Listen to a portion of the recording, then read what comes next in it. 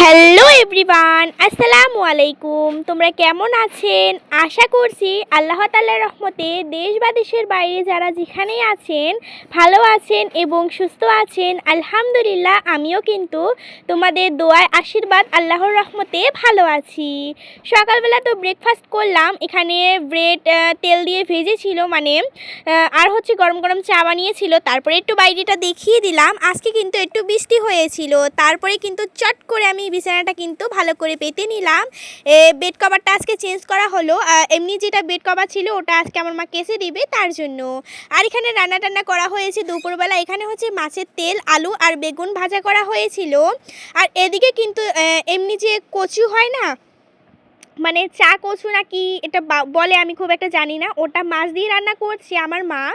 আর হচ্ছে এখানে আলু মাখা করবে, তো তার জন্য শুকনো লঙ্কাটা ভালো করে ডলে ডলে নিচ্ছিল। আর এখানে পেঁয়াজটাও কিন্তু তেলের মধ্যে কিন্তু যখন না শুকনো লঙ্কাটা ভেজেছিল তখন পেঁয়াজটাও কিন্তু ভেজেছিল। তো আমার মা এবার কিন্তু আলুটা সিদ্ধ করে নেওয়ার পরে এখানে কিন্তু আলুর মাখাটা করবে। তো তারপরে আমরা কিন্তু লাঞ্চটা কমপ্লিট করে নিয়েছিলাম, ওটা দেখানো হয়নি। তারপরে কিন্তু আমাদের মুরগি আনা হয়েছে, আপনারা হয়তো অনেকেই জানেন, আমি কিন্তু মিনি ব্লগে বলে দিয়েছি। তো অনেকগুলো মুরগি আনা হয়েছিল, তার সঙ্গে মুরগি ঘর বানানো হয়েছে, যেটা আমাদের এখানে বলে খুপড়ি। তারপরে কিন্তু বিকালবেলা একটু একটু টক টক খেতে ইচ্ছা করলো, লেবু কেটে নিয়েছি, আমড়িটা ধুয়ে নিয়েছি, লঙ্কা লঙ্কার গুঁড়ো, লবণ এবং চিনি এগুলো দিয়ে কিন্তু ভালো করে একে মেখে নেব। গাইস, আমি যে ভয়েস দিচ্ছি না, আমার এত খেতে ইচ্ছা করছে, পুরো একেবারে এত টেস্টি হয়েছে। কি আর বলবো, আপনারা যে এটা দেখছেন কাদের কাদের জিভে জল আসছে গাইস কমেন্ট করবে। আমার কিন্তু আমলি খেতে এত ভালো লাগে।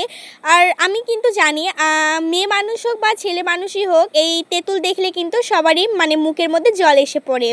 তারপরে একটু বাইরেটা বসিয়েছিলাম, তো তারপরে একটুখানি দেখিয়ে দিলাম বাইরেটাও। তারপরে আমরা বাজার গিয়েছিলাম। বাজার থেকে আমি কিন্তু বাজার নিয়ে আসা হয়েছিল, আমার মা এনেছিল, আর আমাদের জন্য কিন্তু ফ্রুটি নিয়ে আসা হয়েছিল, ফ্রুটিটা খাচ্ছিলাম। আর রাত্রেবেলা কিন্তু রান্না করা হবে, আজকে রান্না করা হবে চিকেন কষা রান্না করা হবে। তো তার জন্য আমার মা কিন্তু বাটাবুটিটা করে নিচ্ছিল। তো এমনি কিন্তু আমার মা খুব একটা মিক্সির মধ্যে করে না, কারণ মিক্সির মধ্যে খুব একটা ভালো লাগে না, তাই আমার মা কিন্তু বাটার মধ্যে ভালো করে বেটে নেয়। আজকের মিনি ব্লগ না, আজকের ব্লগটা কেমন লাগলো?